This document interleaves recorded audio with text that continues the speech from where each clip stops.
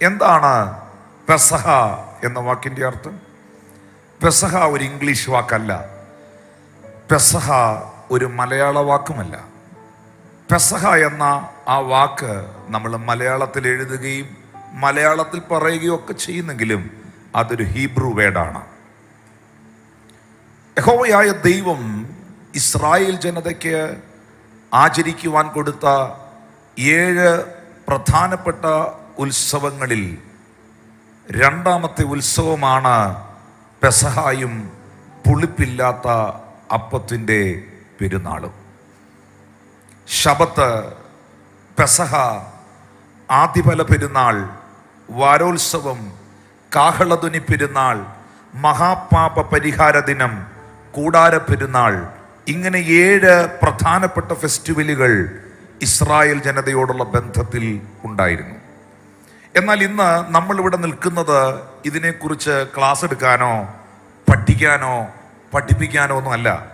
ഇന്ന് രാത്രിയിൽ ഇവിടെ സംഭവിക്കേണ്ടത് പെസഹ ദിനത്തിൽ യേശു കർത്താവ് തിരുവായ് മൊഴിഞ്ഞു പറഞ്ഞ വചനങ്ങളിൽ, അവൻ്റെ വാക്കുകളിൽ, പ്രവൃത്തികളിൽ വെളിപ്പെട്ടു നിന്നതൊക്കെ ഇന്ന് രാത്രിയിൽ അതിൻ്റെ സകല സാധ്യതകളും ഈ കൂടാരത്തിൽ വെളിപ്പെട്ടു വരണം.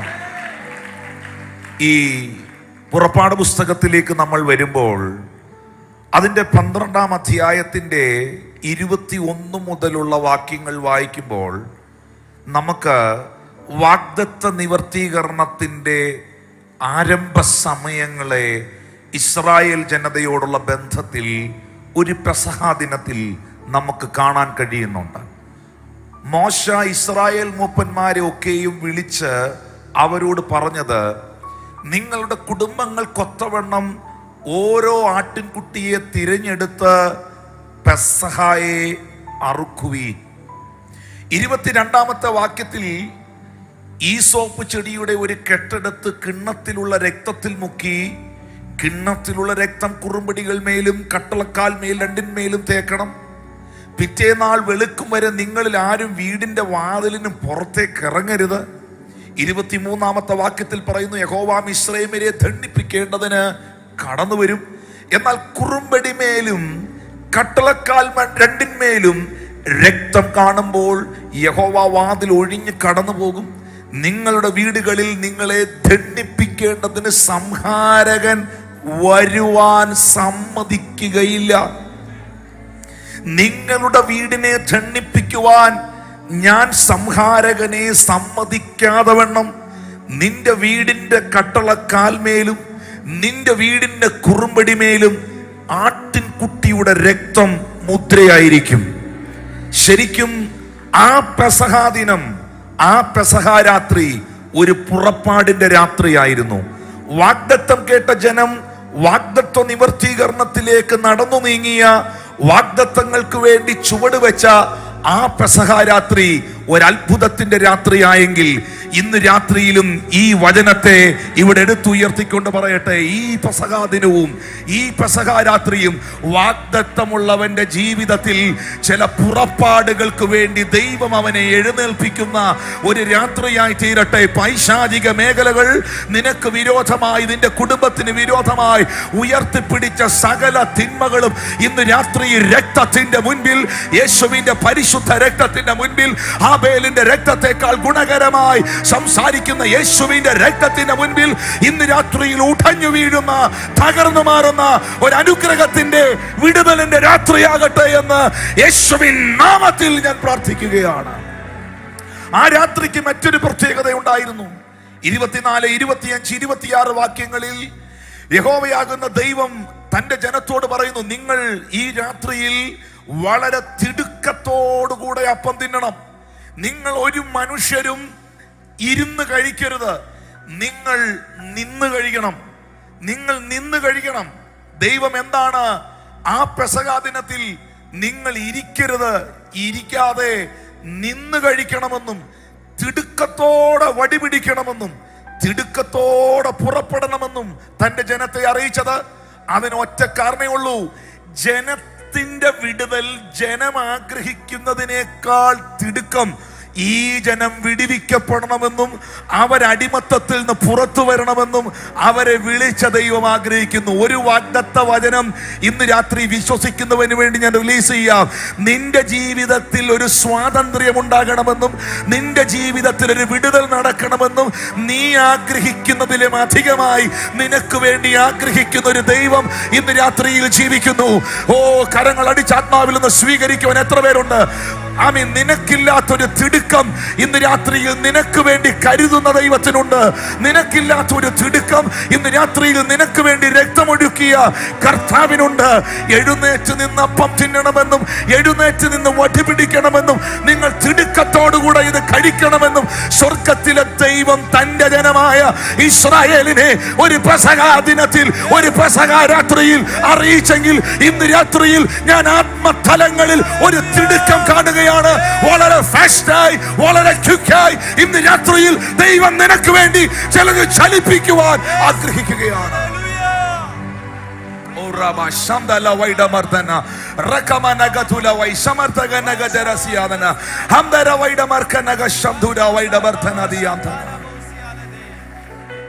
സാധാരണ നിലയിൽ പുതിയ നിയമഭാഗത്തിലേക്ക് വരുമ്പോൾ പെസഹായോടുള്ള ബന്ധത്തിൽ നമ്മൾ ഒത്തിരി കാര്യങ്ങൾ ചിന്തിക്കാറില്ല.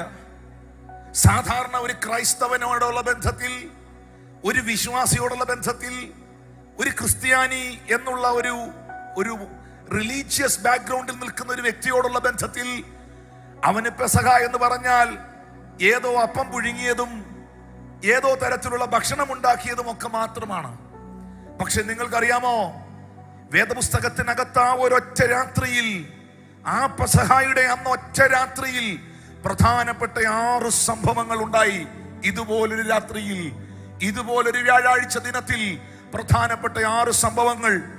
ഒന്ന്, ലൂക്കോസ് സുവിശേഷം 22-ാം അധ്യായം 1 മുതലുള്ള വാക്യങ്ങൾ വായിക്കുമ്പോൾ ലൂക്കോസ് 1:22 മുതൽ 6 വരെയുള്ള ഭാഗങ്ങളിൽ യേശുവിനെ പിടിക്കുവാനുള്ള ഒരു ഗൂഢാലോചന ശത്രുഭാഗത്ത് ആ പെസഹ ദിനത്തിൽ ഉണ്ടായി.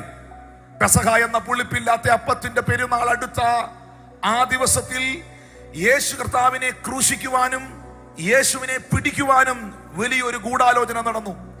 ആ 21-ാം അധ്യായത്തിന്റെ 7 മുതൽ 23 വരെയുള്ള വാക്യങ്ങളിൽ യേശു കർത്താവ് തന്റെ ശിഷ്യന്മാരുമായി ചേർന്ന് അന്ത്യത്താഴം കഴിച്ചത് നമുക്ക് കാണാൻ കഴിയുന്നു. നമ്മുടെ ക്രിസ്തീയ സഭകളുടെ വിശ്വാസ ജീവിതത്തിന്റെ ഏറ്റവും വലിയ ഫൗണ്ടേഷൻ, ഏറ്റവും പ്രധാനപ്പെട്ട ഒരു ശുശ്രൂഷയുടെ നിർവഹണം അവിടെ നടക്കുന്നത് നമുക്ക് കാണാം. മത്തായി 26:26 അങ്ങനെയാണ് രേഖപ്പെടുത്തിയിരിക്കുന്നത്.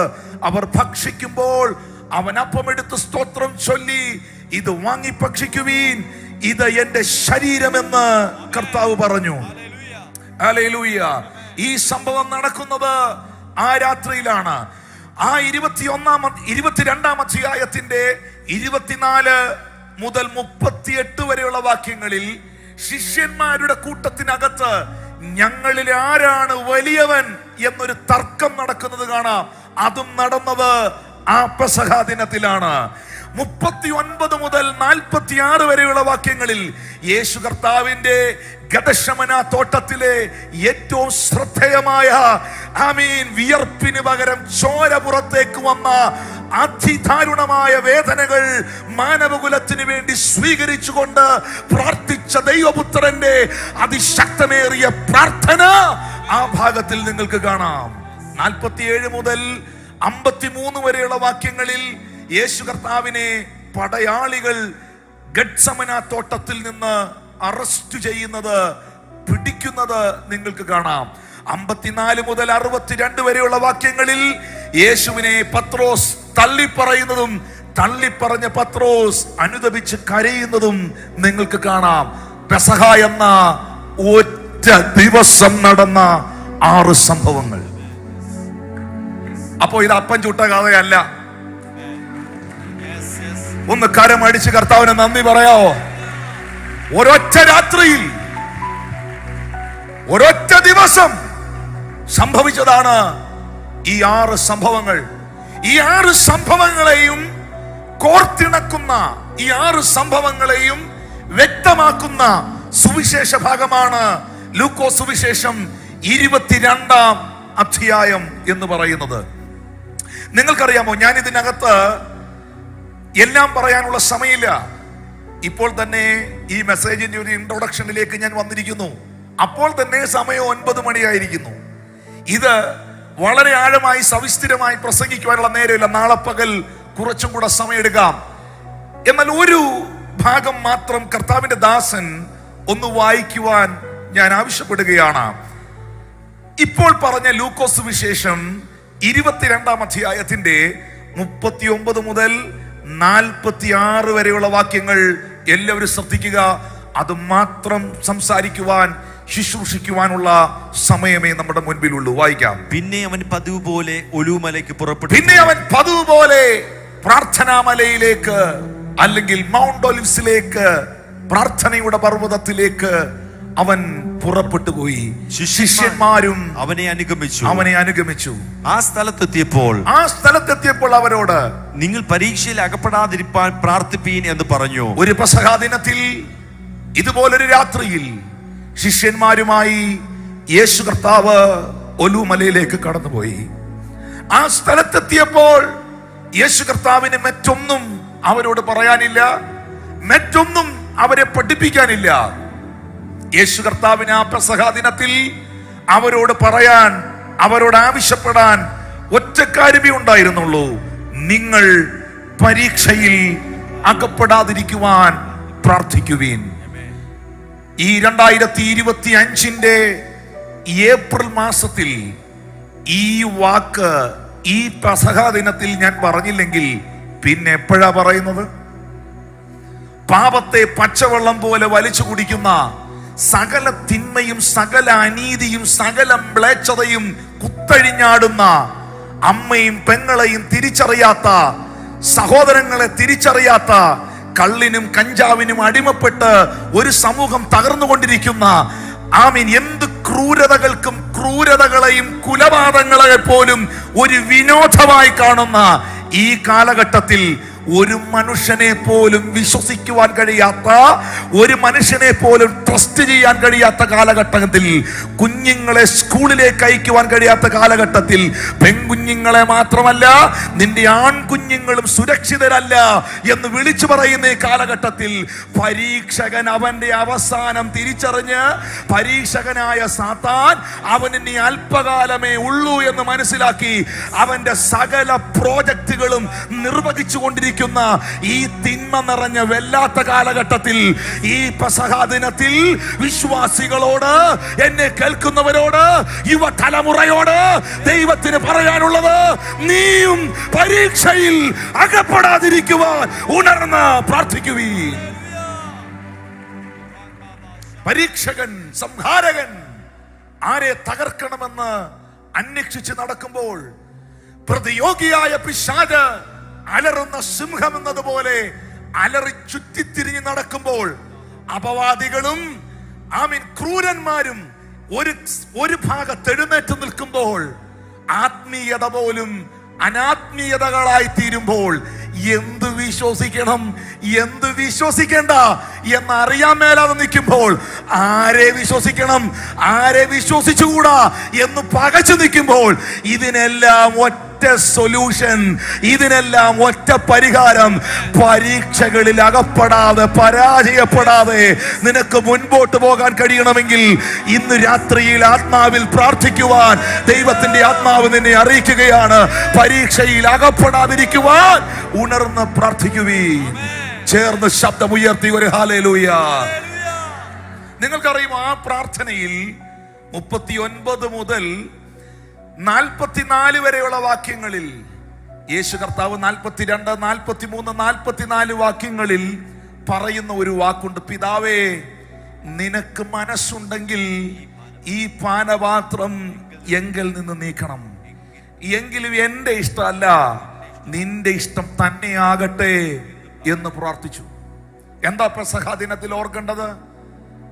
പെസഹാ ദിനത്തിൽ ഓർക്കേണ്ട ഒന്നാമത്തെ കാര്യം, വാഗ്ദത്ത നിവർത്തീകരണത്തിന്റെ പുറപ്പാടിന്റെ ഒരു രാത്രിയാണ് പെസഹ. പഴയ നിയമ കാലഘട്ടത്തിൽ മോശയുടെ കാലത്ത് ആ പെസഹ ദിനത്തിലാണ് ഇസ്രായേൽ ജനം വാഗ്ദത്തത്തിലേക്ക് ചുവടുവെച്ചതും അടിമത്തത്തിൽ നിന്ന് പുറത്തു വന്നതും. പുതിയ നിയമത്തിലേക്ക് വരുമ്പോൾ ആ പെസഹ ദിനത്തിലാണ് മാനവകുലത്തിന്റെ മുഴുവൻ വിമോചനത്തിനായി, ലോകത്തിന്റെ മുഴുവൻ പാപത്തിന്റെ പരിഹാരത്തിനായി ദൈവപുത്രൻ തന്റെ പ്രാണനെ നൽകി മാനവകുലത്തെ വിടുവിക്കുവാനായി ചുവടുവെച്ചത്. എന്നാൽ ആ ഗത്സമനയിൽ യേശു പ്രാർത്ഥിക്കുകയാണ്, നിനക്ക് മനസ്സുണ്ടെങ്കിൽ ഈ പാനപാത്രം എങ്കിൽ നിന്ന് നീക്കണം. ഞാൻ കാണുന്നു ആ പെസഹ രാത്രിയിൽ ഒരു സബ്മിഷനെ. എന്റെ ഇഷ്ടമല്ല, നിന്റെ ഇഷ്ടം തന്നെ നടക്കട്ടെ എന്ന് പ്രാർത്ഥിച്ചു. ഇന്ന് രാത്രിയിൽ അങ്ങനെ പ്രാർത്ഥിക്കാൻ കഴിയുന്ന എത്ര പേരുണ്ട്? എന്റെ ഇഷ്ടമല്ല, നിന്റെ ഇഷ്ടം നടക്കണമെന്ന് പ്രാർത്ഥിക്കുന്ന എത്ര പേരുണ്ട്? കൈയൊക്കെ എല്ലാവരും പൊക്കുവന്നേ. അതിന് ഇവിടുത്തെ മുനിസിപ്പാലിറ്റി ടാക്സ് ഒന്നും അടയ്ക്കണ്ട. ജീവിതത്തിന്റെ വെല്ലുവിളികളുടെ നടുവിൽ, പ്രതിസന്ധിയുടെ നടുവിൽ ദൈവ ഇഷ്ടത്തിന് വേണ്ടി നിൽക്കാൻ ഏൽപ്പിച്ചു കൊടുക്കുമ്പോൾ എൻ്റെ മനസ്സും മനസ്സാക്ഷിയും ചിന്തയും ജഡവും ഈഗോയും എൻ്റെ പ്രൈഡുമാണോ വർക്ക് ചെയ്യുന്നത്? അതോ എൻ്റെ ദൈവത്തോടുള്ള ബന്ധത്തിൽ, എൻ്റെ ഹൃദയത്തിൽ, എൻ്റെ പ്രാണനിൽ, എൻ്റെ ആത്മാവിനാണോ ഞാൻ ഇടം കൊടുക്കുന്നത് എന്നൊന്ന് പരിശോധിക്കണം. ഹല്ലേലൂയ. എന്റെ ഇഷ്ടമല്ല, അങ്ങയുടെ ഇഷ്ടം എന്നിൽ നിർവഹിക്കപ്പെടണം എന്ന് പ്രാർത്ഥിച്ചാൽ ഒരു പക്ഷേ ആ പ്രാർത്ഥന കഴിയുമ്പോ പ്രതീക്ഷിക്കാത്ത പ്രശ്നങ്ങൾ വന്നെന്ന് വരാം. എന്റെ ഇഷ്ടമല്ല, അവിടുത്തെ ഇഷ്ടം നടന്നാ മതി എന്ന് പ്രാർത്ഥിക്കുമ്പോ ചില മിടുക്കന്മാരെ പോലെ ചിലതൊന്നും വെട്ടിപ്പിടിക്കാൻ പറ്റിയെന്ന് വരില്ല. എന്റെ ഇഷ്ടമല്ല, അവിടുത്തെ ഇഷ്ടം നടന്നാ മതി എന്ന് പ്രാർത്ഥിക്കുമ്പോൾ ചിലതിനെയൊന്നും നിനക്ക് ഓവർടേക്ക് ചെയ്യാൻ കഴിഞ്ഞെന്ന് വരികയില്ല. പക്ഷേ നീ അടിവരയിട്ട് എഴുതി വെച്ചോ, എന്റെ ഇഷ്ടമല്ല, അങ്ങയുടെ ഇഷ്ടം നടന്നാ മതി എന്ന് പറയുന്നവന് എന്നേക്കുമായ ഒരു ഉയർപ്പുണ്ട് എന്നിന്ന് രാത്രി വിശ്വസിക്കുന്നവർക്കായി ഞാൻ ദൈവത്തെ സ്തുതിക്കുന്നു. ഒരു കല്ലറകൾക്കും, ഒരു ഖബറുകൾക്കും, ഒരു വ്യക്തികൾക്കും, ഒരു സാഹചര്യങ്ങൾക്കും, ഒരു സംവിധാനങ്ങൾക്കും അവനെ തടഞ്ഞു വെക്കാൻ കഴിയാതെ, ഒരു പൈശാചിക ഗോപുരങ്ങൾക്കും അവനെ തടഞ്ഞു വെക്കാൻ കഴിയാതെ നിത്യമായ ഒരു ഉയർപ്പ് അവനുണ്ടായിരിക്കും. കയ്യടി കുറയുമെന്നറിയാം. താല്പര്യമുള്ളവർക്ക് അടിക്കാം, താല്പര്യമുള്ളവർക്ക് സ്തുതിക്കാം. ഞാൻ ഗത്സമനെ കാണുന്നത് the place of submission, the place of submission, ഏൽപ്പിച്ചു കൊടുക്കലിന്റെ സ്ഥലം, വിധേയത്വത്തിന്റെ സ്ഥലം. വിധേയത്വത്തിനൊരു മനോഹരത്വമുണ്ട്. ഭർത്താവിന് വിധേയപ്പെടുന്ന ഒരു ഭാര്യയാണ് നിങ്ങളെങ്കിൽ നിങ്ങളുടെ വീടിനൊരു ബ്യൂട്ടി ഉണ്ടാവും. അപ്പനും അമ്മയ്ക്കും വിധേയപ്പെടുന്ന മക്കളാണ് നിങ്ങളെങ്കിൽ നിങ്ങളുടെ ഭവനത്തിനും നിങ്ങളുടെ ബന്ധങ്ങൾക്കും ഒരു മനോഹരത ഉണ്ടാകും. നിങ്ങളെ നയിക്കുന്ന ദൈവദാസന്, ശുശ്രൂഷകന്, ആത്മീയ അധികാരത്തിന് നിങ്ങൾ വിധേയപ്പെടുന്ന ഒരു വ്യക്തിയാണെങ്കിൽ നിങ്ങളുടെ സഭയ്ക്ക് ഒരു ബ്യൂട്ടി ഉണ്ടാകും. എവിടെ മറുതലിപ്പുണ്ടോ അവിടെ പരാജയമുണ്ട്. എവിടെ അനുസരണക്കേടുണ്ടോ അവിടെ തകർച്ചയുണ്ട്. എവിടെ വിധേയത്വമുണ്ടോ, എവിടെ ഏൽപ്പിച്ചു കൊടുക്കലുണ്ടോ അവിടെ ഉയർപ്പുണ്ട്. വിശ്വസിക്കുന്നവർ ഒന്ന് കൈകൾ അടിച്ചെന്ന് രാത്രിയിൽ ദൈവത്തിന്, എവിടെ ഏൽപ്പിച്ചു കൊടുക്കലുണ്ടോ, എവിടെ വിധേയത്വമുണ്ടോ അവിടെ ഉയർപ്പുണ്ട്. ഇന്ന് രാത്രിയിൽ അനുഗ്രഹിക്കപ്പെടുവാൻ എത്ര പേർ ആഗ്രഹിക്കുന്നു? വിടുതൽ പ്രാപിക്കുവാൻ എത്ര പേർ ആഗ്രഹിക്കുന്നു? എന്റെ ഇഷ്ടമല്ല, അങ്ങയുടെ ഇഷ്ടം എന്നിൽ നിറവേറണം. Hallelujah. He's resisting all the temptation. എല്ലാ പ്രലോഭനങ്ങളെയും പ്രാർത്ഥനയിൽ കീഴടക്കുന്ന ഒരു പെസഹ രാത്രി നിങ്ങൾക്ക് ക്രിസ്തുവിൽ കാണാം. പ്രാർത്ഥനയിൽ ഈ ഒരൊറ്റ വാക്ക് മതി. നിന്റെ അകത്ത് വരുന്ന ഒത്തിരി ഇഷ്ടങ്ങളില്ലേ, ജഡീകമായ ഒത്തിരി താല്പര്യങ്ങളില്ലേ, എന്തൊക്കെയോ ആണെന്നുള്ള ഈഗോയും പ്രൈഡും ഒക്കെ ഇല്ലേ, ഇതൊക്കെ തകർന്നുടഞ്ഞു പോകും. തമ്പുരാന്റെ സന്നിധിയിൽ ഇന്ന് രാത്രിയിൽ ആത്മാർത്ഥതയോടെ അഭിനയിക്കുകയല്ല, ചങ്ക് തകർന്നുകൊണ്ട് നെടുമ്പാട് വീണ് അപ്പാ എന്റെ പദ്ധതികളും എന്റെ പരിപാടികളും ഇന്ന് രാത്രി മുഴുവൻ ഞാൻ മാറ്റിവെക്കുകയാണ്. നിന്റെ ഹിതം എന്റെ കുടുംബത്തിൽ നടക്കണം, നിന്റെ ഹിതം എന്റെ തലമുറയിൽ നടക്കണം, നിന്റെ ഹിതം എന്റെ സഭയിൽ നടക്കണം, നിന്റെ ഹിതം എന്റെ ശുശ്രൂഷയിൽ നടക്കണം, നിന്റെ ഹിതം എന്റെ ജീവിതത്തിൽ നടക്കണം എന്ന് പ്രാർത്ഥിക്കാൻ നീ തയ്യാറായാൽ ഇന്ന് രാത്രിയിൽ ഒരു മനുഷ്യനെയും നിന്റെ അരികിൽ നീ കണ്ടില്ലെങ്കിലും നിന്നെ ബലപ്പെടുത്തുവാനുള്ള ദൂതന്മാരെ എന്റെ ദൈവം നിന്റെ അരികിലേക്ക് ഇന്ന് രാത്രിയിൽ അയക്കും.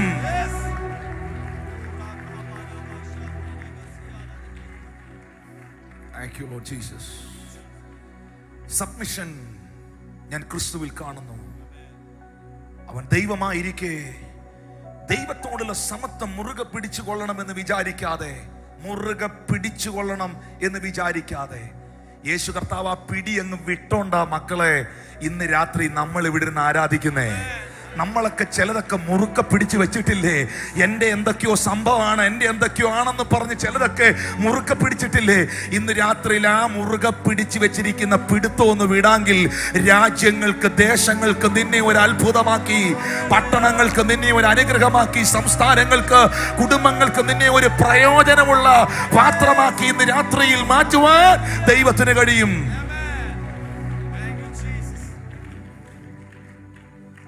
അവൻ തന്നെത്താൻ ഒഴിച്ചു, തന്നെത്താൻ ഒഴിച്ചു, എല്ലാം വിട്ടുകൊടുത്തു.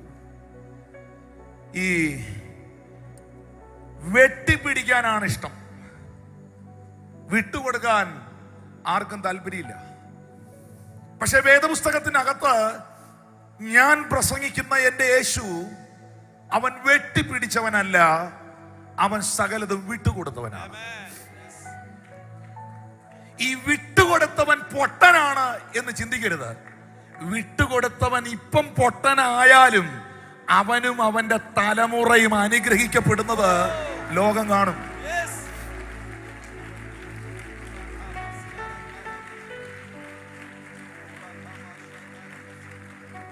അങ്ങനെ വിട്ടുകൊടുത്തവനാണ് യോനാഥാൻ. ശൗൽ ദാവീദിനെ കൊല്ലുവാൻ നടക്കുന്ന സമയത്ത് ശൗലിന്റെ ഹൃദയത്തിൽ ദാവീദ് രാജാവിനോടുള്ള അസൂയ നിമിത്തം ദാവീദിനെ തീർക്കാനായി ഇറങ്ങിപ്പുറപ്പെട്ട ശൗൽ ശൗലിന്റെ മകനായ യോനാഥാൻ എല്ലാ ദിവസവും ദാവീദിന് റിപ്പോർട്ട് കൊടുക്കും. ദാവീദേ, എന്റെ വീട്ടിൽ എന്റെ അപ്പനായ ശൗൽ ഇങ്ങനൊരു ഡിസ്കഷൻ നടത്തുന്നുണ്ട്, നാളെ നിന്നെ ഇന്ന സ്ഥലത്ത് വെച്ച് തീർക്കാൻ അപ്പൊ ശ്രമിക്കുന്നുണ്ട്, പക്ഷേ നീ ആ വഴി ഒഴിഞ്ഞു പോണം. അങ്ങനെ ശൗലിന്റെ ആക്രമണങ്ങളെയും ശൗലിന്റെ മുഴുവൻ പദ്ധതികളെയും ദാവീദിന് വെളിപ്പെടുത്തി കൊടുത്ത ഒരു പ്രവചന ശബ്ദമായി, ഒരു തണുപ്പായി കൂടെ നിന്നവനാണ് യോനാഥാൻ. നമുക്കറിയാം, യോനാഥാനാണ് ശൗൽ കഴിഞ്ഞാൽ ഇസ്രായേലിന്റെ രാജാവായി കയറി വരേണ്ടവൻ. കാരണം ദൈവം ദാവീദിനെ അഭിഷേകം ചെയ്ത് ദൈവം ദാവീദിനെ എഴുന്നേൽപ്പിച്ചു എന്ന സത്യത്തെ ശക്തമായ നിലയിൽ അറിയാവുന്നവനായിരുന്നു യോനാഥാൻ. ദാവീദ് ഒരു അഭിഷിക്തനാണെന്ന് മറ്റുള്ള എല്ലാവരെക്കാളും നന്നായി അറിയാവുന്ന ആളായിരുന്നു. അതുകൊണ്ട് യോനാഥാൻ ദാവീദിനോട് പറഞ്ഞു, ദാവീദേ, നീ മരിച്ചാൽ അതിന്റെ ബെനിഫിറ്റ് ആക്ച്വലി എനിക്കാണ്. കാരണം ദാവീദിനെ ശൗൽ കൊന്നാൽ അതിന്റെ ബെനിഫിറ്റ് ശൗലിന്റെ മകനായ യോനാഥാനാണ്. പക്ഷെ യോനാഥാൻ ദാവീദിനോട് പറയുന്നു, എനിക്ക് ഒന്നാമനാകണ്ട, എനിക്ക് രണ്ടാമനായാ മതി. എനിക്ക് ഒന്നാമനാകണ്ട, എനിക്ക് രണ്ടാമനായാ മതി. എനിക്ക് രണ്ടാമനായി നിന്നാ മതി. നിങ്ങൾക്കറിയാമോ, വേദപുസ്തകം പഠിക്കുമ്പോ രണ്ടാമനായി നിൽക്കുവാൻ ഏൽപ്പിച്ചു കൊടുത്ത യോനാഥാൻ ഒരു യുദ്ധത്തിൽ മരണപ്പെട്ടു. യോനാഥാന്റെ പിതാവായ ശൗലും മരണപ്പെട്ടു. ശൗലിന്റെ കുടുംബം ഉന്മൂലനാശം സംഭവിച്ചു. എന്നാൽ ശമൂവേൽ പ്രവാചകന്റെ പുസ്തകത്തിൽ 2 ശമൂവേൽ 9-ാം അധ്യായത്തിൽ, ഇപ്പോൾ വായിക്കാൻ നേരെയില്ല, 2 ശമൂവേൽ 9-ാം അധ്യായത്തിന്റെ 1-ാം വാക്യത്തിൽ ദാവീദ് ചോദിക്കുന്നുണ്ട്, ഞാൻ യോനാഥാൻ നിമിത്തം ശൗലിന്റെ കുടുംബത്തോട് ദയ കാണിക്കേണ്ടതിന് അവന്റെ കുടുംബത്തിൽ ആരെങ്കിലും ഇനി ശേഷിച്ചിരിക്കുന്നുണ്ടോ? ഒരു ദിവസം ദാവീദിന്റെ അകത്ത് ദൈവികമായി തോന്നുകയാണ്, എനിക്ക് ശൗലിന്റെ കുടുംബത്തോട് ദൈവത്തിന്റെ ദയ കാണിക്കണം. ഉടനെ ശൗലിന്റെ കുടുംബത്തിൽ നേരത്തെ പ്രവർത്തിച്ചുകൊണ്ടിരുന്ന, ഇപ്പോൾ ദാവീദിന്റെ ഭൃത്യനായിരിക്കുന്ന സീബ എന്ന പേരുള്ള മനുഷ്യൻ ദാവീദ് രാജാവിനോട് പറയുന്നു, യജമാനനെ, ഇനി ശൗലിന്റെ കുടുംബത്തിൽ ഒരാൾ മാത്രമേ ഉള്ളൂ. അത് യോനാഥാന്റെ മകനാണ്. അവന്റെ പേർ മെഹീബോശത്ത് എന്നാണ്. അവൻ 2 കാലും മുടന്തുള്ളവനാണ്. നിങ്ങൾക്കറിയാമോ, ദാവീദ് രാജാവിനോടുള്ള ബന്ധത്തിൽ മുടന്തുള്ളവരും കുരുടന്മാരും കൊട്ടാരത്തിലേക്ക് പ്രവേശിക്കരുത് എന്നൊരു നിയമം ആ കാലത്തുണ്ടായിരുന്നു. ഞാൻ ഒരിക്കൽ അത് പറഞ്ഞിട്ടുള്ളതാണ്. ആ നിയമം നിലനിൽക്കുമ്പോൾ മെഹീബോശത്തിന്റെ ഫയൽ അവിടെ മടങ്ങേണ്ടതാ. പക്ഷെ ദാവീദ് പറയുന്നു, മെഹീബോശത്തിനെ കൊട്ടാരത്തിൽ കൊണ്ടുവരണം. സീബായോട് പറയുന്നു, നിന്റെ പുത്രന്മാരും നിന്റെ വേലക്കാരും ഇനി മെഹീബോശത്തിന് വേണ്ടി ജോലി ചെയ്യണം. അവർ 35 പേരുണ്ടായിരുന്നു. യോനാഥാന്റെ മകനായ മൊടന്തനായ മെഹീബോശത്ത് എന്ന് പറയുന്ന ചെറുപ്പക്കാരന് വേണ്ടി ഒരു രാജ്യത്തിലെ ഒരു പ്രഥമ പുരുഷന്റെ മക്കളും അദ്ദേഹത്തിന്റെ മുഴുവൻ സെർവന്റും, ഒരാൾക്ക് വേണ്ടി 35 ജോലിക്കാർ. 2, ആ അധ്യായം, ആ ചരിത്രം അവസാനിക്കുന്നത് മെഹീബോശത്ത്, യോനാഥാന്റെ മകനായ മെഹീബോശത്ത് രാജകുമാരന്മാരിൽ ഒരുത്തൻ എന്നതുപോലെ ദാവീദിന്റെ മേശയിൽ നിന്ന് ഭക്ഷണം കഴിച്ചു വന്നു എന്നാണ്. നിങ്ങൾക്കറിയാമോ, കാലങ്ങൾ പലതും പിന്നിട്ടു. ശൗലിന്റെ കുടുംബം നാമാവിശേഷമായി തകർന്ന് തരിപ്പണമായി. പക്ഷേ യോനാഥാന്റെ തലമുറയെ ദൈവം മറന്നില്ല. യോനാഥാന്റെ തലമുറയെ ദൈവം മറന്നില്ല. ഇന്ന് രാത്രിയിൽ ഞാൻ എനിക്കറിയില്ല, ദൈവാത്മാവ് എന്നോട് ഇടപെടുകയാണ്.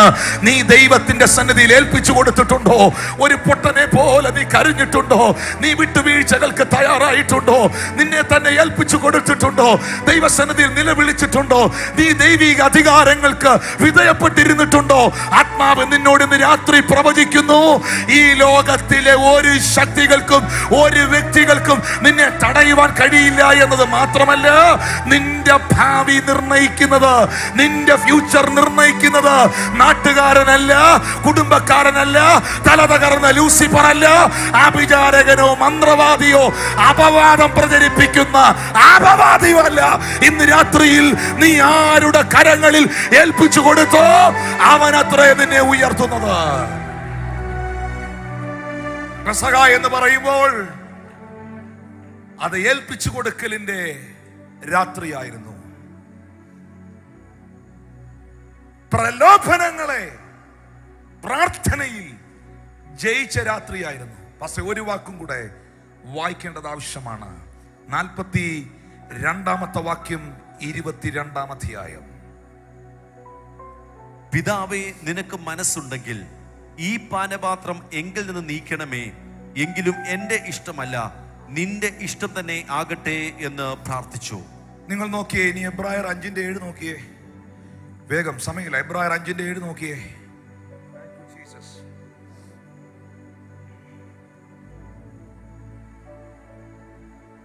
ക്രിസ്തു തന്റെ ഐഹിക ജീവകാലത്ത് തന്നെ മരണത്തിൽ നിന്ന് രക്ഷിപ്പാൻ കഴിയുന്നവനോട് ഉറച്ച നിലവിളിയോടും കണ്ണുനീരോടും അപേക്ഷിക്കുകയും അഭയാചന കഴിക്കുകയും ഭയഭക്തി നിമിത്തം ഉത്തരം ലഭിക്കുകയും ചെയ്തു. ഇത് ഏത് രാത്രിയിലാണ് സംഭവിച്ചത്? മരണത്തിൽ നിന്ന് രക്ഷിപ്പാൻ കഴിയുന്നവനോട് ഉറച്ച നിലവിളിയോടെ, പിതാവേ, കഴിയുമെങ്കിൽ ഈ പാനപാത്രമെങ്കിൽ നിന്നും നീക്കണം. പക്ഷേ ഞാൻ നിൽക്കുന്നത് എൻ്റെ ഇഷ്ടത്തിനല്ല, ഞാൻ നിൽക്കുന്നത് നിന്റെ ഇഷ്ടത്തിനാണ്. ഇപ്പോൾ ഞാൻ സംസാരിക്കുന്നത് എൻ്റെ ഇഷ്ടമാണെങ്കിൽ നടക്കരുത്, അത് സംഭവിക്കരുത്. നിന്റെ ഇഷ്ടം നിറവേറണം. ആ നിലവിളിയുടെ, ആ കണ്ണുനീരിൻ്റെ, ആ അപേക്ഷയുടെ, ആ അഭയയാചനയുടെ മറുപടിയായി അതിനുത്തരം ലഭിച്ചു. അപ്പൊ ഗത്സമനായിൽ യേശു പ്രാർത്ഥിച്ച പ്രാർത്ഥനയ്ക്ക്, പെസഹാദിന രാത്രിയിൽ പ്രാർത്ഥിച്ച പ്രാർത്ഥനയ്ക്ക് ദൈവം മറുപടി കൊടുത്തോ? ഇന്ന് രാത്രിയിൽ വിശ്വസിക്കുന്നവരോട് മാത്രം ഞാൻ പറയാം. ഇവിടെ ഒത്തിരി പേര് സാക്ഷ്യം പറയാൻ വന്നിട്ടുണ്ട്. വിശ്വസിച്ചവർ, വിടുതൽ പ്രാപിച്ചവർ, സൗഖ്യമായവർ, വിശ്വസിക്കുന്നവരോട് മാത്രം പറയാം. നിന്റെ പ്രാർത്ഥന യഥാർത്ഥമായി നിന്റെ ഇഷ്ടത്തിൽ നിന്ന് പുറത്തു വന്ന് ദൈവ ഇഷ്ടത്തിനകത്ത് നിന്നാണ് പ്രാർത്ഥിക്കുന്നതെങ്കിൽ നിനക്ക് മറുപടി ഉണ്ടാകും. അല്ല പക്ഷേ, ഞാൻ കുറെ നാളായിട്ട് ഈ കാര്യം പ്രാർത്ഥിച്ചുകൊണ്ടിരിക്കുകയാണ്, എനിക്ക് ഇതുവരെ ഇതിനകത്തൊരു മറുപടി ഉണ്ടാകുന്നില്ല. ഒന്ന് ഡബിൾ ചെക്ക് ചെയ്യണം. ആ ചോദിച്ചത്, ആ പ്രാർത്ഥിച്ചത് എൻ്റെ ജഡമാണോ, എൻ്റെ ഇഷ്ടമാണോ, അതോ ദൈവത്തിൻ്റെ ഇഷ്ടമാണോ? ഈ ചില ആളുകൾ പ്രാർത്ഥിക്കാൻ വന്ന് നിൽക്കുമ്പോൾ പറയാറുണ്ട്, പാസ്റ്ററെ എൻ്റെ കുടുംബത്തിൽ ദൈവഹിതം മാത്രം നടന്നാൽ മതി, എൻ്റെ കൊച്ചിൻ്റെ കല്യാണം ഇതുവരെ നടന്നിട്ടില്ല, എനിക്കതിനകത്ത് ഒരു ബുദ്ധിമുട്ടുമില്ല, തമ്പുരാൻ്റെ ഹിതം നടന്നാൽ മതി, ദൈവ ഇഷ്ടം മാത്രം സംഭവിച്ചാൽ മതി. പക്ഷെ ഏപ്രിൽ 15 കല്യാണം നടക്കണം, ഒന്ന് പ്രാർത്ഥിക്കണം. ദൈവഹിതം മാത്രം നടന്നാൽ മതി, പക്ഷെ അത് ഏപ്രിൽ 15 നടക്കണം, അല്ലെങ്കിൽ പിണക്ക. എല്ലാവരും ഒന്നും അങ്ങനെ അല്ലായിരുന്നു. വിശ്വാസത്തിൽ ഇറങ്ങിയ സമയം ഒന്ന് നോക്കണം. സ്നാനപ്പെട്ട ദിവസവും ഓർക്കണം. ഈ പുസ്തകം എടുത്തുകൊണ്ട് ചർച്ചയിൽ വന്ന ആദ്യത്തെ ദിവസം ആ പായിക്കകത്ത് വന്നിരുന്നില്ലേ, ആ ദിവസത്തെ ഒന്ന് റിവൈൻഡ് അടിച്ച് കാണണം.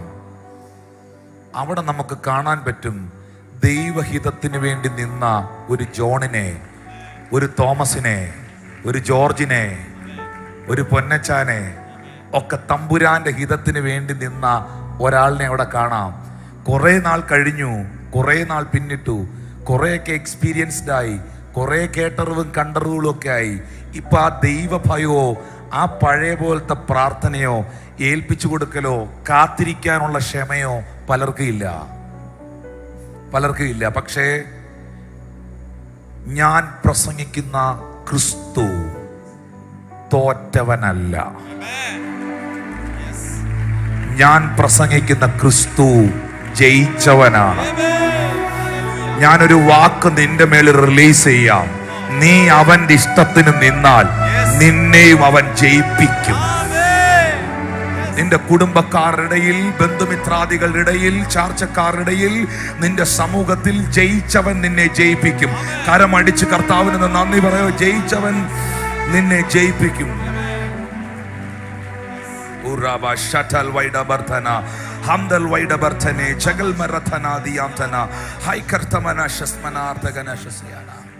ഞാൻ ചോദിക്കട്ടെ, പെസഹാ ദിനത്തിൽ യേശു കർത്താവിനെ പിടിക്കുവാനുള്ള ഗൂഢാലോചന നടന്നു. നിങ്ങൾക്കറിയാം, അന്ന് രാത്രിയിലാണ് പത്രോസ്, മറ്റൊരു സംഭവം, 6 സംഭവമല്ല പറഞ്ഞ, ഇനി 7ാമത്തെ സംഭവം, ഞാൻ 6 പറഞ്ഞോളൂ. ആ രാത്രി മറ്റൊരു സംഭവം ഉണ്ടായി, നമ്പർ 7. അതെന്നതാ? ഞാൻ പറഞ്ഞത് വല്ല ഓർക്കുന്നുണ്ടോ?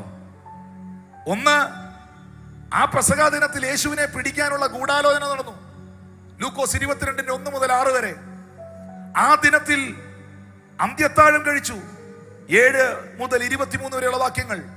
ഞങ്ങളുടെ കൂട്ടത്തിൽ ആരാണ് വലിയവൻ ചെറിയവൻ എന്നുള്ള തർക്കം അന്നുണ്ടായി. അന്നുണ്ട്, ഇന്നുണ്ട്. ഞാൻ അതിനകത്തോട്ട് പോകുന്നില്ല. ഇപ്പൊ തന്നെ ഇച്ചിരി സ്വത്രം കുറഞ്ഞു നീക്കുക.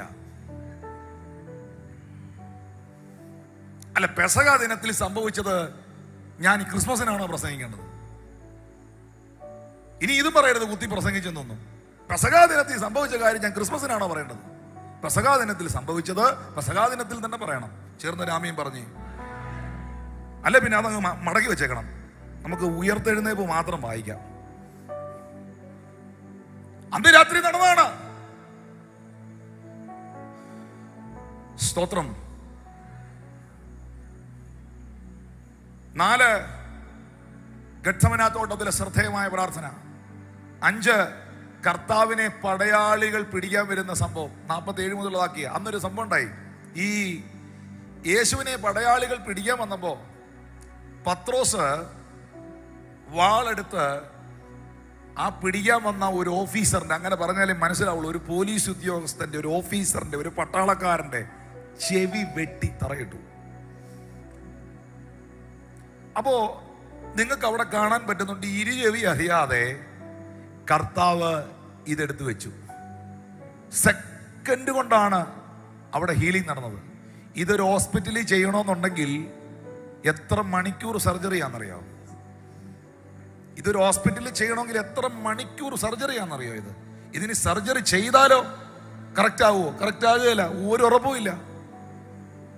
ഞാൻ കഴിഞ്ഞ ദിവസവും ഏഷ്യാനെറ്റ് ന്യൂസിൽ ഒത്തിരി വർഷങ്ങൾക്ക് മുമ്പാണ് ഒരു അധ്യാപകന്റെ കൈ വെട്ടി രണ്ടാക്കി മാറ്റി. ആ അധ്യാപകൻ ഇന്റർവ്യൂവിൽ പറയുന്നുണ്ട്, മെഡിക്കൽ സയൻസ് വളരെ വിദഗ്ധമായ നിലയിൽ, അത്ഭുതം കൂറുന്ന നിലയിൽ ആ കൈകൾ ചേർത്ത് വെച്ചു. പാലക്കാട് നടന്ന സംഭവമാണ്. ആ ഇന്റർവ്യൂവിൽ അധ്യാപകൻ പറയുന്നുണ്ട്, എൻ്റെ കൈ മണിക്കൂറുകൾ സർജറി ചെയ്ത് വൈദ്യശാസ്ത്രത്തിന്റെ മികവ് കൊണ്ട് അവർ ചേർത്ത് പിടിപ്പിച്ചു. ശരിയാണ്. പക്ഷെ എങ്കിലും, അദ്ദേഹത്തിന്റെ സ്റ്റേറ്റ്മെന്റാ, എന്റെ സ്റ്റേറ്റ്മെന്റ് അല്ല, എങ്കിലും ദൈവം പിടിപ്പിച്ചതുപോലെ ഫിറ്റ് ചെയ്തതുപോലെ ആയില്ല.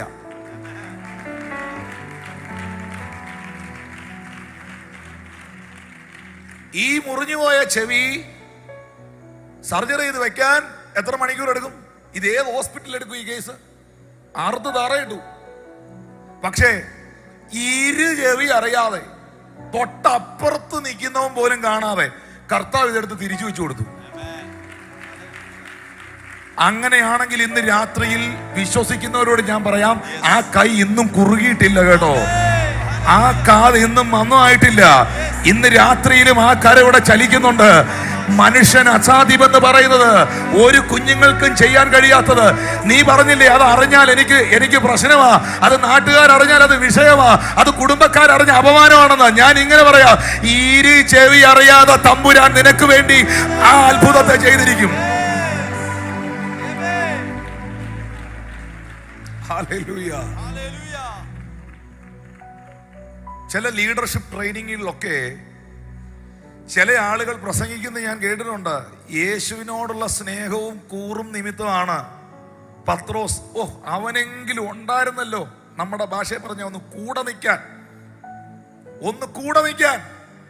അടി വന്നപ്പം, പ്രശ്നം വന്നപ്പോ എല്ലാവരും ഓടിക്കളഞ്ഞു. പക്ഷെ ഒരുത്തനേലും ഉണ്ടായിരുന്നല്ലോ എന്റെ കൂടെ നിൽക്കാൻ. ആഹാ, അങ്ങനെയുള്ള നിപ്പല്ലത്.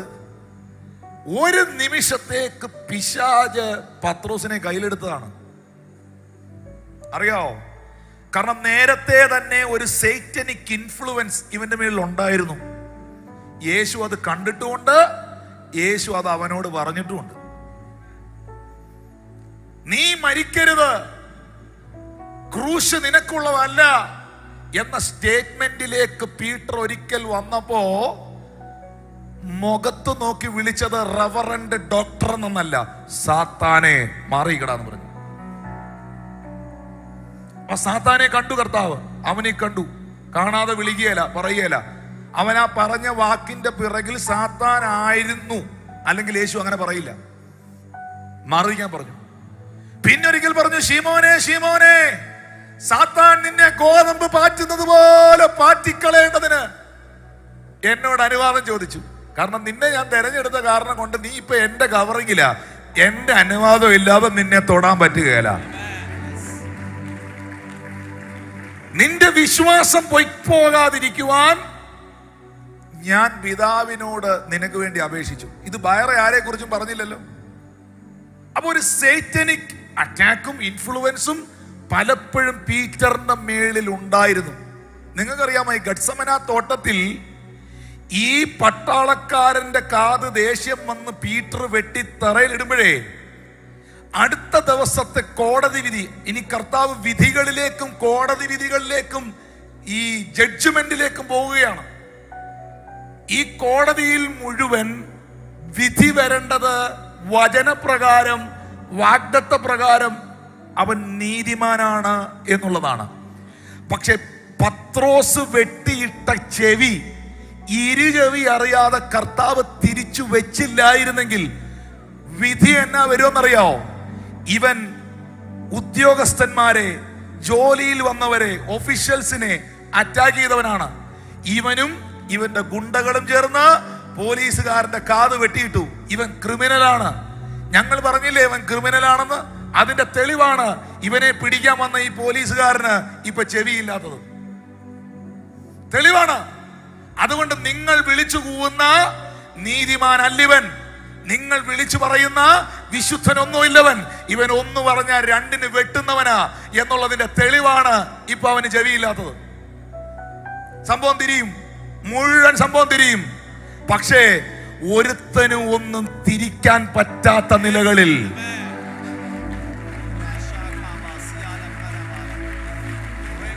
ഞാനിത് ആരോടാ പ്രവചിക്കുന്നതെന്ന് എനിക്കറിയേല. ആരോടോ ഇത് ഇടപെടുന്നൊരു ദൂതാണ്. നിനക്ക് വിരോധമായി എന്തെല്ലാം ശക്തികൾ എഴുന്നേറ്റാലും ദൈവം നിനക്ക് അനുകൂലമാണെങ്കിൽ പ്രതികൂലം ഒന്നുമില്ല എന്ന് വിശ്വസിക്കുന്ന ദൈവമക്കൾ ഇതിനകത്ത് ഇരിപ്പുണ്ടെങ്കിൽ അവർ ദൈവത്തിന് സ്തോത്രം ചെയ്യണം.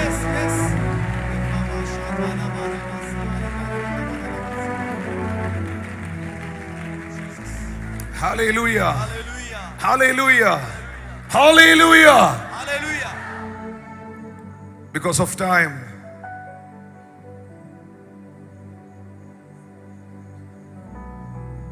can you please read verse 45 and 46? 45-46 വാക്യങ്ങൾ. അവൻ പ്രാർത്ഥന കഴിഞ്ഞ് എഴുന്നേറ്റ് ശിഷ്യന്മാരുടെ അടുക്കൽ ചെന്ന് അവർ വിഷാദത്താൽ ഉറങ്ങുന്നത് കണ്ടവരോട്, നിങ്ങൾ ഉറങ്ങുന്നത് എന്ത്? പരീക്ഷയിൽ അകപ്പെടാതിരിപ്പാൻ എഴുന്നേറ്റ് പ്രാർത്ഥിപ്പീൻ എന്ന് പറഞ്ഞു.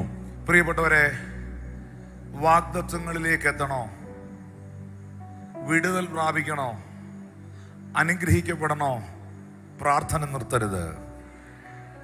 പ്രാർത്ഥന കുറയ്ക്കരുത്, നിർത്തരുത്, കുറയ്ക്കരുത്. ദൈവിക അനുഗ്രഹങ്ങൾ സ്വീകരിക്കുവാനും ദൈവിക വിടുതൽ പ്രാപിക്കുവാനും മറ്റ് വഴികൾ ഞാൻ തിരുവെഴുത്തിൽ കാണുന്നില്ല.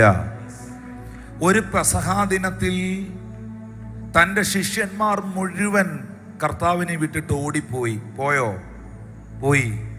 അതേ പെസഹാ ദിനത്തിൽ യൂദ ചുംബനം കൊണ്ട് കാണിച്ചു കൊടുത്തു. യേശുവിനെ അറസ്റ്റ് ചെയ്തില്ലേ? പിടിച്ചു കെട്ടിക്കൊണ്ടുപോയി. കൊല്ലുവാൻ കൊണ്ടുപോകുന്ന ആടിനെ പോലെ അവനെ കൊണ്ടുപോയി. പക്ഷെ എൻ്റെ ചോദ്യം ഇതാണ്, പ്രാർത്ഥിച്ചവൻ, കരഞ്ഞവൻ, ആ പ്രതിസന്ധിയുടെ നടുവിൽ നിലവിളിച്ചവൻ പരാജയനായോ ജയാളിയായോ?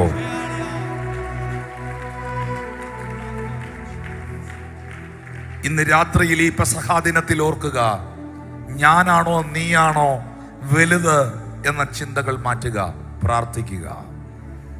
പൈശാചികമായ എല്ലാ ഗൂഢാലോചനകളും അവസാനിപ്പിക്കുക, പ്രാർത്ഥിക്കുക. എല്ലാ തെറ്റിദ്ധാരണകളും മാറ്റുക, പ്രാർത്ഥിക്കുക. എല്ലാ വേണ്ടാത്ത ടോക്കുകളും സംസാരങ്ങളും നിർത്തുക, പ്രാർത്ഥിക്കുക. പ്രാർത്ഥിച്ചവൻ പരാജിതനാകില്ല. ഒരു പ്രവാചകൻ ഇന്ന് രാത്രി വിളിച്ചു പറയുന്നത് പോലെ ഒരു എളിയ കർത്തൃദാസൻ എന്ന നിലയിൽ ഞാൻ ഈ ദേശത്തോട് വിളിച്ചു പറയുകയാണ്, പ്രാർത്ഥിക്കുന്നവനെ തോൽപ്പിക്കാൻ ഒരു പഞ്ചായത്തല്ല ഇറങ്ങിയത്, ഒരു രാജ്യം മുഴുവനാണ്. പ്രാർത്ഥിക്കുന്നവനെ തോൽപ്പിക്കാൻ അന്നത്തെ കാലത്ത് ഇറങ്ങിയത് ഒരു പഞ്ചായത്ത് പ്രസിഡന്റും 2 വാർഡ് മെമ്പർമാരും അല്ല, ഒരു രാജ്യം മുഴുവനുമാണ്. ഒരു രാജ്യം മുഴുവനും ഒറ്റക്കെട്ടായി നിന്നിട്ടും പ്രാർത്ഥിച്ചവൻ ഉയർത്തു കയറിപ്പോയെങ്കിൽ ഇന്ന് രാത്രിയിൽ പ്രാർത്ഥിക്ക്. നിന്റെ പ്രാർത്ഥന നിർത്തരുത്, നിന്റെ പ്രാർത്ഥന അവസാനിപ്പിക്കരുത്. ഇന്ന് രാത്രി ഈ പെസഹാ ദിനത്തിൽ ദൈവത്തിന് ഓർപ്പിക്കുവാനുള്ളത്, നിന്റെ പ്രാർത്ഥന നിർത്തരുത്.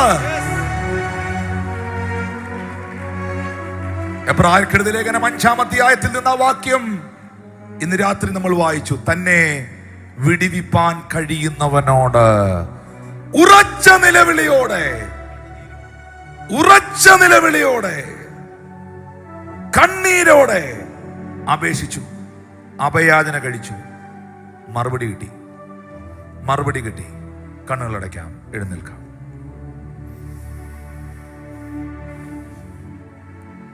ആ കരങ്ങളെ സ്വർഗത്തിലേക്ക് ഉയർത്തിപ്പിടിക്കുക. കർത്താവേ, ഇന്ന് രാത്രിയിൽ അങ്ങയുടെ ഇഷ്ടത്തിനായി എന്നെ ഏൽപ്പിക്കുകയാണ്.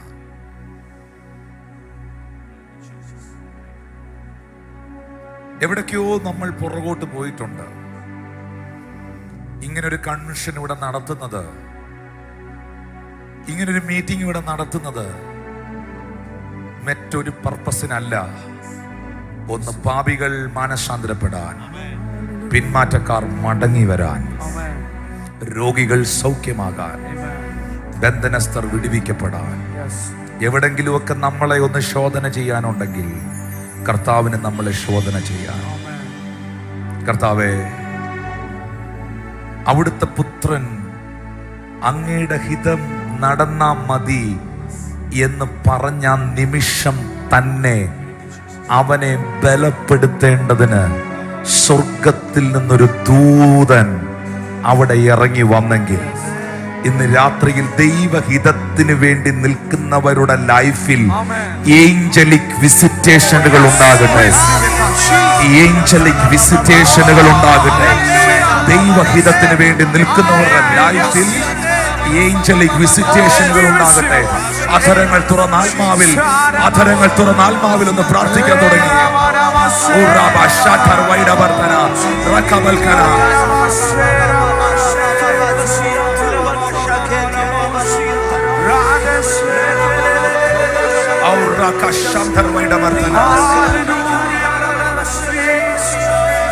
ഇന്ന് രാത്രിയിൽ നിങ്ങളോട് ദൈവവചനം പ്രസംഗിച്ച നിങ്ങളുടെ ദൈവദാസൻ, കർത്തൃദാസൻ എന്ന നിലയിൽ എനിക്കും പറയാനുണ്ട് ഈ സാക്ഷ്യം. എന്റെ ഉറപ്പ് ഈ മുട്ടാണ്. എന്റെ പ്രാർത്ഥനാ മുറിയാണ്. എന്റെ അഭയയാചന കേൾക്കുന്ന എന്റെ ദൈവമാണ്. ഇന്ന് രാത്രിയിൽ ലോകം മുഴുവൻ നിനക്കെതിരായാലും ദൈവം നിനക്ക് അനുകൂലമായി നിന്നാൽ ഒരു ശക്തികൾക്ക് നിന്നെ തൊടുവാൻ കഴിയുകയില്ല എന്ന് ആത്മാവിനെ അറിയിക്കുകയാണ്. നീ മനുഷ്യരുടെ സപ്പോർട്ടിന് പോകരുത്. നീ മനുഷ്യരുടെ ഇഷ്ടം ചെയ്യാൻ നിൽക്കരുത്. നീ മനുഷ്യരെ പ്ലീസ് ചെയ്യാൻ പോകരുത്. നീ ഒരുത്തന്റെ കാല് പിടിക്കാൻ പോകരുത്. നീ ഒരുത്തന്റെ മുമ്പിൽ കൈനീട്ടാൻ പോകരുത്. ദൈവത്തിന്റെ മുമ്പിൽ കരയുന്നവനെ മനുഷ്യന്റെ മുമ്പിൽ കരയാൻ എന്റെ ദൈവം അനുവദിക്കുകയില്ല. തമ്പുരാന്റെ മുമ്പിൽ മുഴങ്കാൽ മടക്കിയവനെ ഈ ലോകത്തിലെ ഒരു ശക്തികളുടെ മുമ്പിലും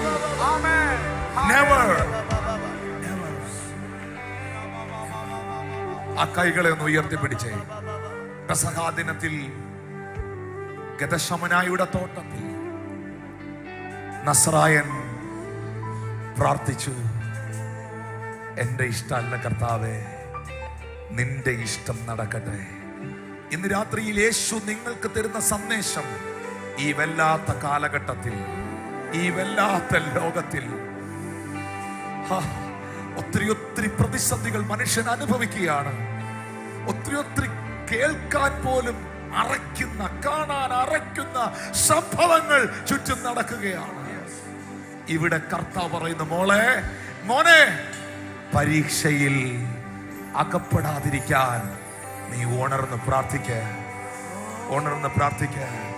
പ്രാർത്ഥിച്ചു തുടങ്ങിക്കോ. കൈകളെ ഉയർത്തിപ്പിടിച്ചോ.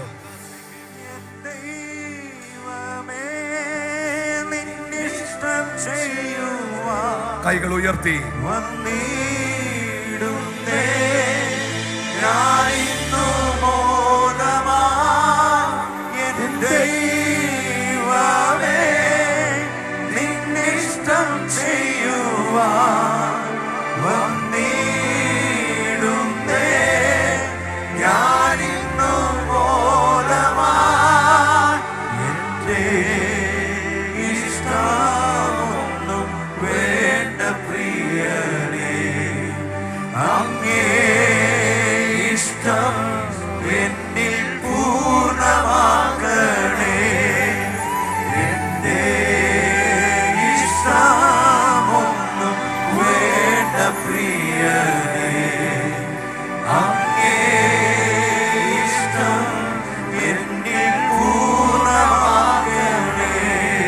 അപ്പോസ്തലനായ പൗലോസ് തന്റെ ലേഖനത്തിൽ രേഖപ്പെടുത്തി, നമ്മുടെ പെസഹ കുഞ്ഞാട് അറുക്കപ്പെട്ടു, അത് ക്രിസ്തു തന്നെ.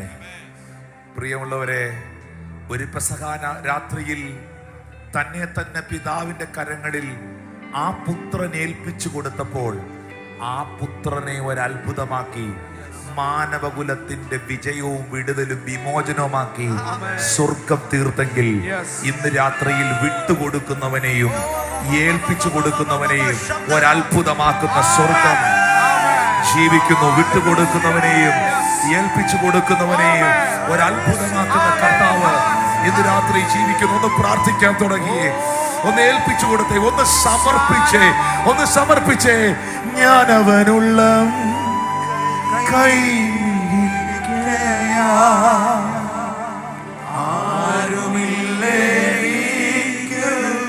ദോഷം ചെയ്യുവാ.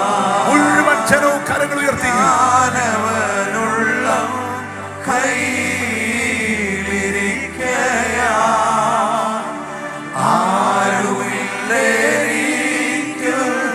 ദോഷം ചെയ്യുവാ.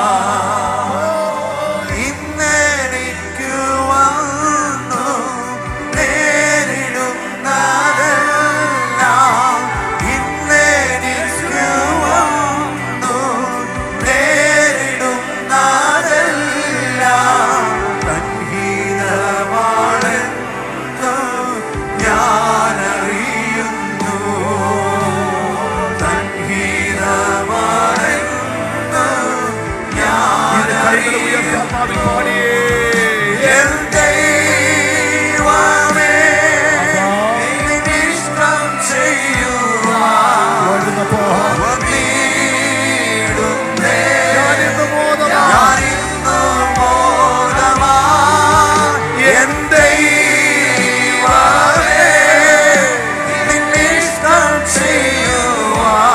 ഒരു മതത്തിന്റെയും ഇഷ്ടമല്ല, ഒരു വ്യക്തികളുടെ ഇഷ്ടവുമല്ല.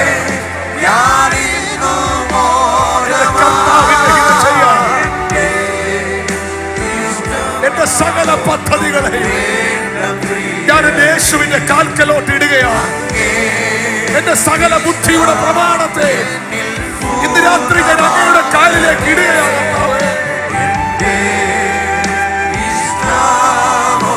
പിതാവേ, അങ്ങയുടെ ഹിതമെന്നിൽ നിറവേറണമേ എന്ന് പ്രാർത്ഥിച്ച പുത്രനെ അനുഗമിക്കുവാൻ, ആ വഴിയിൽ നിൽക്കുവാൻ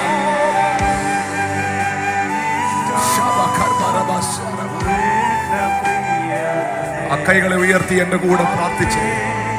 കർത്താവായ യേശുവേ, ഈ പെസഹ രാത്രിയിൽ ഞങ്ങൾ അങ്ങയ്ക്ക് നന്ദി പറയുന്നു. ഇന്നേക്ക് 2024 വർഷങ്ങൾക്ക് മുൻപ്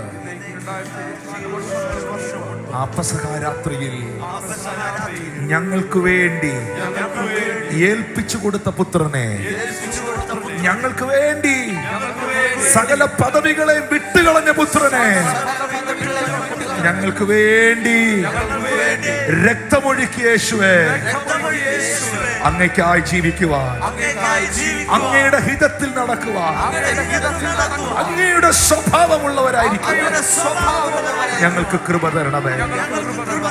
ശിഷ്യന്മാരെ പോലെ ഞങ്ങളിൽ ആരാണ് വലിയവൻ, ഞങ്ങളിൽ ആരാണ് ചെറിയവൻ എന്ന ചിന്ത ഞങ്ങൾക്കുണ്ടാകല്ലേ. മനുഷ്യപുത്രനായി ക്രിസ്തു പറഞ്ഞതുപോലെ ശുശ്രൂഷ ചെയ്യിപ്പിക്കാനല്ല, ശുശ്രൂഷിപ്പാൻ അത്രേ വന്നത്. ആ പെസഹ രാത്രിയിൽ അരയിൽ തോർത്ത് ചുറ്റി ശിഷ്യന്മാരുടെ കാല് കഴുകി തന്നെ താൻ ഒഴിച്ച് ഈ ഭൂമിയിൽ തന്നെ താൻ താഴ്ത്തിയ ദൈവപുത്ര, ദൈവപുത്ര, അങ്ങേ അനുകരിക്കുവാൻ, അങ്ങേ അനുഗമിക്കുവാൻ ഞങ്ങൾക്ക് കൃപ തരണമേ, ഞങ്ങൾക്ക് കൃപ തരണമേ, ഞങ്ങൾക്ക് കൃപ തരണമേ. ഞങ്ങളെ സൗമ്യതയുള്ളവരാക്കണമേ, ഞങ്ങളെ സൗമ്യതയുള്ളവരാക്കണമേ. എന്റെ നിന്നിഷ്ടം ചെയ്യുവാൻ വന്നിടുന്നേ ഞാനിന്നു മോദമായി. എന്റെ ദൈവമേ, നിന്നിഷ്ടം ചെയ്യുവാൻ വന്നിടുന്നേ ഞാനിന്നു മോദമായി.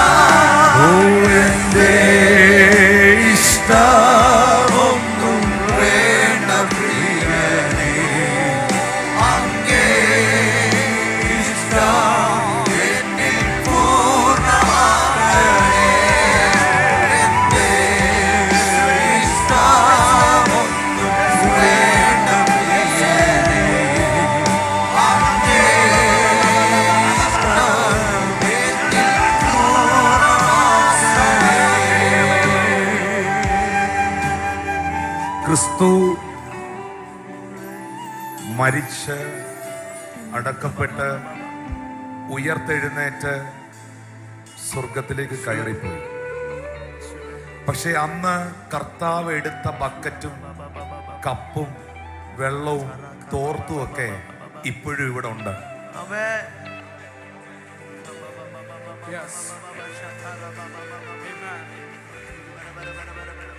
ഒന്നുകൂടെ പറയാം, അവൻ കാണിച്ചു തന്ന മാതൃക ഒരു അഭിനയമല്ല. ഞാൻ കണ്ടിട്ടുണ്ട് ഈ പെസഹാ ദിവസമൊക്കെ ഒരു ചടങ്ങ് പോലെ ഒരാളുടെ കാല് പിടിച്ചു വെച്ച് അടുത്ത ആള് കഴുകുന്നത്. ആരെയും കാണിക്കാനല്ല, ഇതൊരു ചടങ്ങല്ല, ഇത് മനുഷ്യന്റെ പ്രീതിക്കുള്ളതല്ല, ഇതെന്റെ മനോഭാവമാണ്. എന്റെ മനോഭാവം അങ്ങനെയായിരിക്കണം. മനുഷ്യൻ പുറമേ ഉള്ളതിനെ നോക്കിയാ വിധിക്കുന്നേ, പക്ഷെ ദൈവ ഹൃദയത്തെയാ കാണുന്നേ. നിങ്ങൾ അടുത്ത് സഹോദരിമാർ തമ്മിലും സഹോദരന്മാർ തമ്മിലും അടുത്ത് നിൽക്കുന്ന ആളുടെ ഒന്ന് ചേർത്ത് പിടിച്ച് ഒന്ന് അനുഗ്രഹിച്ച് പ്രാർത്ഥിച്ചേ, അവരെ ഒന്ന് ബ്ലസ് ചെയ്ത് പ്രാർത്ഥിച്ചേ അവരെ. ഞങ്ങളിൽ ആരാണ് വലിയവൻ? ഞങ്ങളിൽ ആരാണ് ചെറിയവൻ? ഞങ്ങളിൽ ആരും വലിയവരില്ല, ഞങ്ങളിൽ ആരും ചെറിയവരില്ല. യേശു പറഞ്ഞു, പിതാവേ, ഞാനും നീ ഒന്നായിരിക്കുന്നത് പോലെ ഇവരെയും ഐക്യതയിൽ ഒന്നാക്കണമേ. Be one. Be one in Christ. Be one in Christ. ദൈവത്തിന്റെ ഹിതം അന്വേഷിക്കുന്ന ഒരു തലമുറ കേരളത്തിൽ എഴുന്നേറ്റ് വരണം. തമ്പുരാന്റെ ഹൃദയപ്രകാരമുള്ള ഒരു കൂട്ടത്തെ പരിശുദ്ധാത്മാവ് എഴുന്നേൽപ്പിക്കട്ടെ. ദൈവഹിതം അന്വേഷിക്കുന്ന ഒരു തലമുറയെ പരിശുദ്ധാത്മാവ് അപ്ലിഫ്റ്റ് ചെയ്യട്ടെ.